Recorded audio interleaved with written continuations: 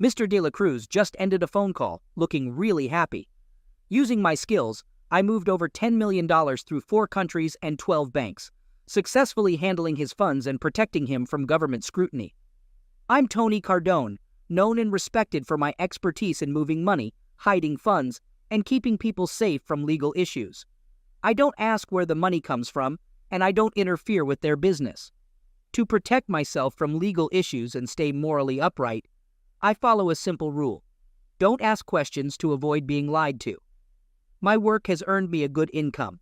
Using my strategies, I have 16 bank accounts in 8 countries, 10 crypto wallets, and a company that manages my house, cars, bills, and expenses. I receive a $50,000 annual salary from the company, which I use for unexpected expenses. The company makes a small profit yearly to stay legal and protect me from civil suits, lawsuits, or divorces by showing minimal net worth and income. Many clients appreciate my value and offer me things I can't accept as thanks for solving their money problems, such as women, medicaments, trips, protection, and more. Until now, I haven't taken anything from them. My current situation requires me to accept help with surveillance, protection, and some force-related aspects. Business friends were glad to assist and thanked me for my work. My wife, Jen, sees me as a financial advisor, not knowing my earnings, funds, or offshore accounts. She knows the company covers our mortgage, cars, and expenses. She hasn't asked because she doesn't need to work, drives a new luxury car yearly, and has an unlimited budget for shopping and entertainment. I thought Jen was happy and loved being with me. Throughout our 5-year marriage, we had satisfying and frequent closeness, making it feel like paradise. But apparently my paradise is about to face a Category 5 hurricane. Jen and I dated for 2 years, got married at 25, and have been married for 5 years. Jen just turned 30 with attractive features that make her a dream trophy wife. Blonde hair and amazing blue eyes can charm any man. Despite constant attention, she proudly displays her marital status. Before we married, I found out she dated a man named Josh Winters in college. She was madly in love with him, but he enlisted in the Marines, and their relationship eventually fizzled out. Now, I've learned that 8 years later, Josh Winters left the military and came back to our city. Jen couldn't move on from her feelings for him. When Josh finished his 2 tours, he naturally reached out to old friends, including my wife. Jen had always been enchanted by him, and after getting her cell phone number from a mutual friend, he texted and called, trying to reconnect like in the past. Jen started acting differently about 6 weeks ago, probably feeling guilty about her secret communication with Josh. She engaged in excessive attention and additional closeness activities with me, which was pleasant but unusual for Jen. Although she was always cheerful, it was evident from her actions that something had changed. I didn't wait and paid closer attention to Jen. During a weekend barbecue, a friend mentioned Josh, stating he was back in town. I inquired about when he returned, and it coincided with the changes I observed in Jen. The next day, I called a business friend, informed him of the situation, and mentioned I might need his help. He was excited to help me, considering the money I made for him and how I kept him out of trouble with the feds. I provided names and information, and he assured me they would contact me soon. Who knows what these guys do? However, they swiftly provided me with a 4-inch dossier on Josh Winters, containing almost his entire life history, from a copy of his birth certificate to college records, family tree, and military records. I knew more about this guy than his own mother. I also received a daily printout of his text messages, including over 15 messages per day, to my wife. I was told not to ask where they got this information.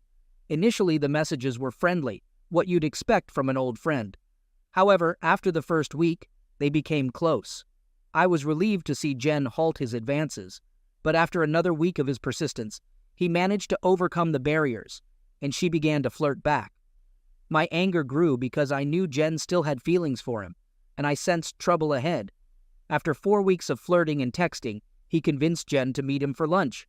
Shockingly, he even had the audacity to ask her to wear something handsome for him because he missed her so much. To my horror, she agreed and even asked if she should forget her underwear. My anger reached a level I hadn't felt in a long time, just like old times. I sought advice from my business partners on how to deal with this situation. We agreed it would be best for me to meet them face to face during their lunch, with someone nearby for protection if needed. We knew exactly when and where they would meet, thanks to my friend's surveillance group assisting me with this problem. Entering the restaurant, I found them in a secluded area. Jen wore a revealing dress with a low cut and no bra, making me furious again. They sat together in a private booth with their backs to the restaurant, looking pretty cozy. I noticed a man following me, whom I assumed was one of my bodyguards. Approaching their table, my wife and her friend looked at me when I greeted them casually and slid into the booth across from them. The large man who had been watching me now sat 3 tables away, looking at Jen with a friendly smile. I inquired if my wife would introduce me to her friend, sensing the tension in the air as I locked eyes with Jen. Josh appeared confused when he glanced at me, while my wife displayed a mix of shock and guilt. They continued sitting side by side, holding hands on the table. Once she realized the situation, she attempted to free her hand from Josh's grasp, but he held it tightly, giving me a knowing smirk that conveyed he wasn't backing down. My wife nervously introduced Josh as Josh Winters and gestured towards me, her husband, Tony. I'd never seen her so uneasy. Josh seemed amused, maintaining a silent confidence as if to communicate, "I've got your wife, and there's nothing you can do about it, buddy." Remaining composed, I addressed Jen, expressing my need to talk to her privately for a few minutes. I requested him to let her step away from the table. He reluctantly let go of her hand, allowing her to leave the booth. She stood up, clutching her purse to her chest, standing between Josh and me, appearing scared and worried. I took her hand and led her to the back of the restaurant towards the restrooms. Still nervous and feeling guilty about being caught with Josh, she walked quietly. Without saying a word, I pulled her into the empty men's room and started addressing the situation. I mentioned her lack of a bra and the revealing dress, expressing confusion and hurt about her apparent disrespect. She stood there, shedding tears without uttering a word. Then I raised the hem of her dress to verify the absence of underwear. Seeing my expression change from horror to rage, she observed as I held the dress above her waist and turned her to face the mirror, forcing her to confront her reflection. I pointed out the lack of underwear, expressing my dissatisfaction with her dressing when I'm not around. She screamed, pulling her dress down to cover herself. She insisted, "No, it's not what it looks like. I know it sounds bad, but I have a good explanation, and you will understand. I promise to explain." In a commanding and stern tone, unlike anything she had heard from me before, I spoke slowly, emphasizing every word. I communicated the need for a discussion and laid out the terms, making it clear that if she wanted any hope of remaining married, she needed to comply with my directives. Otherwise, our marriage would end immediately. You're going to grab your purse, walk out looking straight ahead without acknowledging your boyfriend. Go straight to your car, drive home, put on the coffee pot, and wait for me to come back. I'll be no more than 10 minutes late. Don't text or call your boyfriend or anyone until we talk. I'll talk to your boyfriend and explain why you had to leave. I noticed she avoided eye contact, probably feeling guilty about getting caught. And one more thing. When you arrive home, don't change your clothes. Stay in this dress. Wait for me in the same way. If you don't follow my request, don't bother coming home tonight. I'll call you later and explain how things will develop from now on. Oh my God, what have I done? When Josh approached me, I was relieved to find out he was safe and no longer in the military, as I always worried about his well-being. Josh was my first love, and it took me a long time to get over him. Even though we went our separate ways after he left me years ago, and there was no longer any love between us, thoughts of him lingered. I am certain I love Tony, my life partner since we met. I would never want to lose him or cause him pain. That's why this situation is so challenging. Darn it. Josh started flirting and saying things he knew would provoke me. He had a way of making me feel like a schoolgirl and doing things against my will. I despised that I couldn't resist. I tried to push him away, but his persistent flirting and suggestive messages wore me down until I eventually agreed to meet him for lunch. Talking to him made me feel guilty and mean. I knew I shouldn't be doing this, and I should have told Tony about Josh's return and our conversation, but I kept it a secret, and the regret is overwhelming. Josh has a knack for making me feel connected to him. When he asked me to wear something handsome, I agreed, knowing it was wrong, and that I shouldn't even be going to lunch with him, let alone wearing that dress. Yet I did it.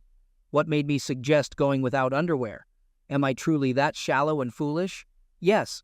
When we dated, he always insisted I go without them. When he invited me to lunch, old memories flooded back, and it felt normal. I almost declined due to guilt, but a text from Josh saying he couldn't wait changed my course. It was tough not telling Tony, but I thought one dinner for old times' sake wouldn't be a big deal. Just a couple of hours. Just like old times. Just like he said. Josh knew how to persuade me even when I resisted. To be honest, when I saw him in the restaurant, I felt a certain desire. Our chemistry was special, and now he looked even prettier than I remembered. 8 years in the Marine Corps sculpted muscles that any woman would admire. My face turned red as he kissed me and helped me into a private booth. It felt like old times, laughter, happiness, and excitement. When he held my hand on the table, I felt safe and warm. We were there for just a few minutes, laughing and enjoying ourselves, when out of nowhere, Tony appeared in front of us. Suddenly, he sat down right in front of us with a sadistic smile, sending a chill down my spine. My heart stopped as I realized the gravity of my actions. When Tony saw us holding hands, my world crumbled. I saw pain and anger in his eyes, and I wanted to jump over the table, hug him, and tell him how much I loved him, easing his pain. I could never intentionally hurt Tony, but that's exactly what happened. The way he looked at me with disgust and contempt shattered my heart. The man I love, who I've been with for the last 5 years, saw me with another man, an old flame. I was paralyzed and speechless, not knowing what to do. When Tony said he wanted to talk, my heart sank, anticipating the end of our relationship. As he pulled me into the men's room, I didn't know what to expect. When he lifted my dress to reveal I wasn't wearing underwear, I nearly fainted. I can only imagine what he was thinking. In that moment, I felt like a fallen and unfaithful wife. When he told me to go home and wait for him, the gravity of his words scared me. I knew I had to listen to save our marriage and make him understand why I did this. I need to fix this and agree with whatever he says. When he mentioned talking to Josh alone, I got worried for Tony. Josh is much bigger and has 8 years of Marine training. I feared Tony might get hurt. I wanted to tell him not to do it, but I felt confused. I tried to apologize, but Tony insisted I go home, saying he would be there soon. When he told me not to change clothes, I realized I was in trouble, and explaining my actions would be difficult. How did I let Josh convince me to do this? I didn't want him in my life. I just wanted to reminisce and have some fun. From Tony's perspective, though, I looked like I was about to have bed life with Josh. Darn it. How can I fix this? I felt like everyone was watching me as I walked to my car. I didn't dare look at Josh, and I knew he wondered where I was going. It took a few minutes before I stopped crying enough to drive home. It felt like the longest trip ever. Seeing pain in Tony's eyes made me cry again. How could I do this to him? I can't believe I let Josh manipulate me like that. Now I have to make Tony understand and forgive me. Darn, I'm in such a mess, all because of Josh and my stupidity. When I got home, I made coffee and wondered about their conversation. How long before Tony comes home? Will he be angry? Can I salvage our marriage? I need to. I don't want to live without Tony, and he must know he's the only one I love. I went back to the table and talked to Josh. Well, it seems Jen won't be returning, and I just wanted to talk to you. You must know she still has feelings for you and is easily manipulated, as you've seen today and over the past few weeks. But understand, she's married to me and I won't share her. I'm not possessive or reckless. Today, I decided to give Jen a choice. Either stay in our marriage or leave me for him, but not both. She would decide without his influence. I expressed that if she chose him, so be it. However, if she wanted to stay, she would have to cut contact with him. I made it clear that if he didn't hear from her today, he shouldn't call or text again. I emphasized that she was a grown woman making her own decisions and didn't belong to him. He confidently asserted that she would be with him again, claiming she couldn't resist their past with the same smirk. In response, I addressed Josh, expressing hope that he would be reasonable. I acknowledged his attractiveness and size, suggesting there were plenty of single women interested in him. I questioned why individuals like him couldn't leave married women alone. I proceeded to reveal my knowledge about him and his life, mentioning details such as his parents' names, the love for their dogs, the duration since he last saw his sister in Austin, and his best friend Billy's girlfriend being pregnant with a boy. I pointed out his persistence in text messages to Jen and warned him that my work friends, who owed me a lot, were ruthless. I challenged him, stating that tonight would determine who the better man was. I mentioned my willingness to be objective and respect her choice, even if she picked him. I asserted that I wouldn't live with a woman who desired another man and wouldn't share her. Although it would be painful, I preferred to let her go and move on. In the event that she chose to remain faithful, I outlined that there would be changes. Both of them had damaged my trust, and it needed to be rebuilt. I informed him that if she stayed with me, he would have no more contact, no texts, emails, calls, or reaching out to friends. He would vanish from her life. If you happen to see her in a restaurant, turn and walk away. At a party or club, leave if you spot her. Don't try anything behind my back or contact her, as the pain you'll feel will be beyond anything you've experienced. Your loved ones will pay for your stupidity. Do you understand what I said? Do you grasp how serious I am? Josh sat there, stunned, not knowing what to think. How do you know so much about my family and my life? Like I said, I have friends who owe me favors, and they're not people you want to get involved with. I might seem meek, but there's more to me than meets the eye.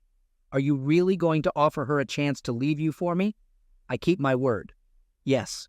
If she were any other woman who disrespected me like today, I'd have kicked her out.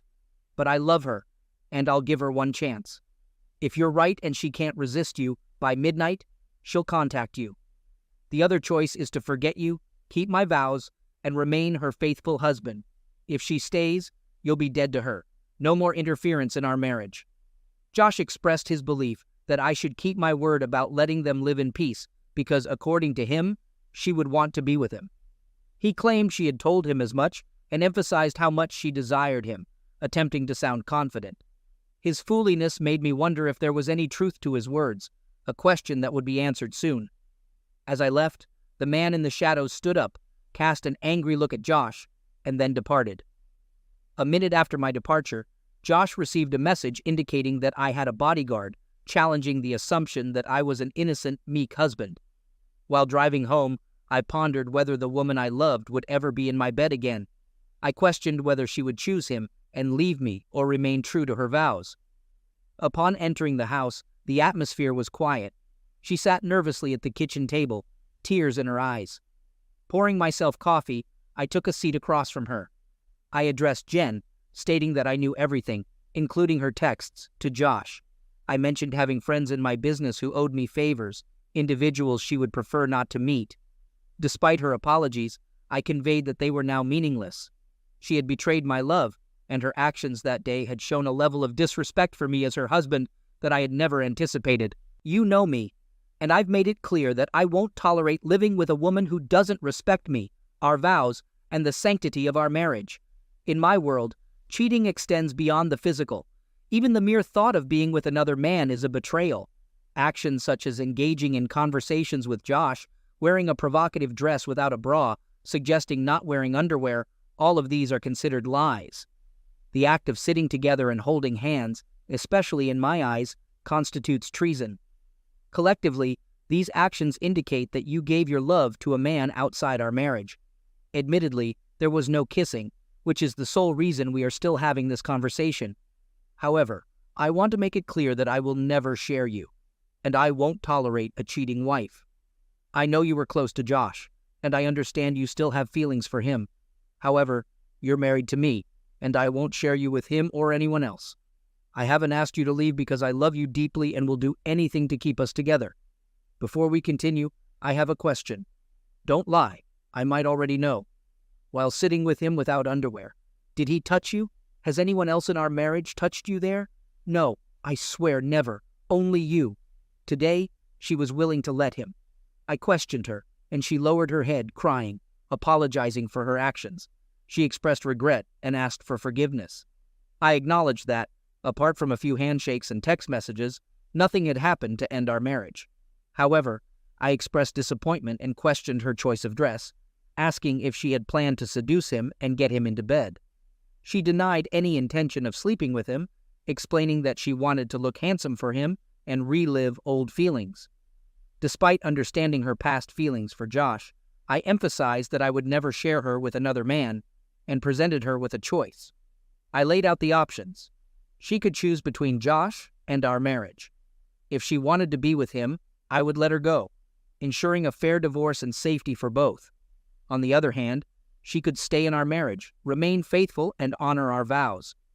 I made it clear that if she chose Josh, she would need to leave the house by the weekend, and I would initiate divorce proceedings. If she chose to stay married, she would have to cut all ties with Josh. I emphasized the gravity of her decision and left her with the ultimatum, stating that she had a get-out-of-jail card but needed to choose wisely. I then left the kitchen, instructing her to sit and think about it. I conveyed that if she chose Josh, I would ask her to leave the house with her belongings by the weekend, initiating divorce proceedings immediately.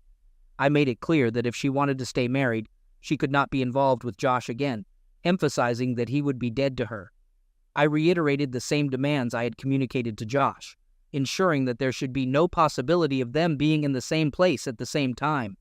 She agreed without hesitation. Before leaving the kitchen, I emphasized the gravity of her choice, presenting it as a once-in-a-lifetime opportunity.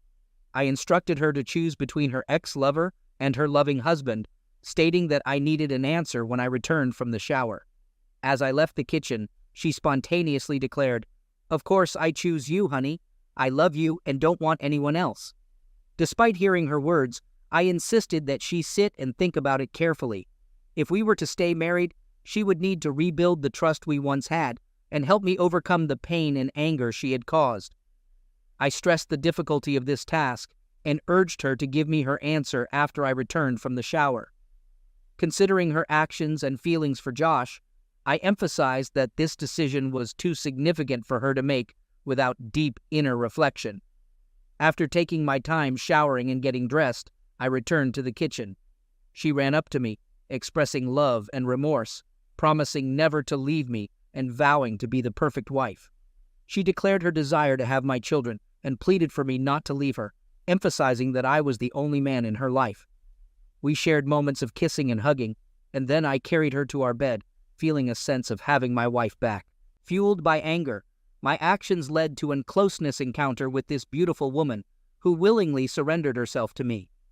She expressed love, urging me to take her, pulling me closer and kissing me tenderly. We shared a prolonged moment of closeness, reaching emotional highs together. Afterward, we silently embraced for an hour, feeling a sense of reconnection as the world around us faded away. We embraced the roles of husband and wife again, confident that nothing would ever come between us. The following day, Josh concluded, "She didn't call me, so I guess she decided to stay with this idiot. I can't believe this." Our connection and her actions made me think she would want to stay with me. If I could have gotten her into bed that day, she would have left Tony in a heartbeat. As soon as I can do this, she will be mine again. Her husband really messed up my plans. Who is this guy, and how does he know so much about me and my family? Well, I'm not done yet, and I think I can get her back. Sorry, Tony, but you're going to lose this girl. A few days later, idiot. Josh finally texted Jen, trying to convince her to leave me and be with him, which didn't surprise me. The good news was that Jenna showed me the text message and didn't respond to it. I told her I had already seen his message and was glad she didn't respond. Showing me the text was a smart step towards repairing our trust issues. The following day, I sent a text to Josh, inquiring about his parents' success in finding Casey and Mickey. Josh promptly called his parents, learning about their distress upon discovering the dogs were missing. He realized that his involvement with Jen had hurt his parents, despite Tony's previous warning. To emphasize the seriousness of the situation, I made the dogs disappear for a few days under close supervision after Tony's warning. Josh called me back immediately after speaking with his parents, expressing anger and concern. He demanded to know what I had done and issued a threat, stating that if the dogs weren't alive, he would do bad things to me. I responded by reminding him of my earlier warning not to mess with Jen, and emphasizing the pain he would feel if he got involved with her. I assured him it was just a temporary disruption and that the dogs would be back soon. However, I made it clear that this was his final warning and insisted that he never contact Jen again. Josh acknowledged the warning, but stressed that the dogs better come back in good shape, since he had ignored my earlier instructions. I declared my intention to take whatever actions I deemed necessary, and Josh would have to face the consequences. In response to his threat, I informed him that the return of the dogs was uncertain, as his tone did not inspire mercy. I contemplated whether they would come back at all, emphasizing his disrespectful tone. I suggested that perhaps his parents should know the reason their puppies had gone missing, teasing the idea of calling them. Josh, realizing the severity of the situation, apologized and pleaded for the return of the dogs, promising to stay away. I accepted his apology, but warned that next time, it wouldn't be the dogs disappearing. He agreed to stay out of Jen's life, and I assured him that the dogs would be back soon. However, I reminded him of my physical distance and lack of control over everything, stating that the people involved had their own opinions. I promised to discuss the matter with them and see what could be done. I expressed my hope that we wouldn't need to have another conversation, warning Josh that if we did, he would be dealing with much more significant issues. At 3 o'clock the next night, Josh's parents experienced tears of joy upon the return of their beloved dogs, who were barking on their porch. Unaware of what had transpired and that their son had been involved, they felt immense relief. Josh, upon hearing the news, expressed relief at the return of the dogs and sent me a brief thank you message. Subsequently, he grasped the gravity of the situation, distanced himself from Jen, and secured a job in another city several hours away. Despite attempting to gather more information about me, Josh could only access public details, indicating that I worked as a financial advisor. Realizing that additional information was sealed, he decided to move on and start a new life, severing ties with his old flame. Concerned about the possibility of Josh re-entering her life, I took proactive measures. 2 weeks after the incident, I presented Jen with a postnuptial agreement, drafted by my lawyer. The agreement outlined her willingness to relinquish everything, including rights to any children born during our marriage in the event of infidelity. While it couldn't prevent a recurrence of her previous encounter with Josh, it provided ample incentive for her to consider the consequences, given my increased attention and the knowledge that I would consistently check in on her. Alongside the post-nuptial agreement, we faced any potential challenges that lay ahead. Approximately a year later, Jen became pregnant with their first child, and the couple grew closer than ever. Recognizing the close call that nearly jeopardized her life, Jen committed herself to making me happy and strengthening our family. The specter of Josh gradually faded, and it seemed as if he had never existed. Despite the potential for irreparable damage in a single day, my love and approach towards challenges played a pivotal role in saving our marriage.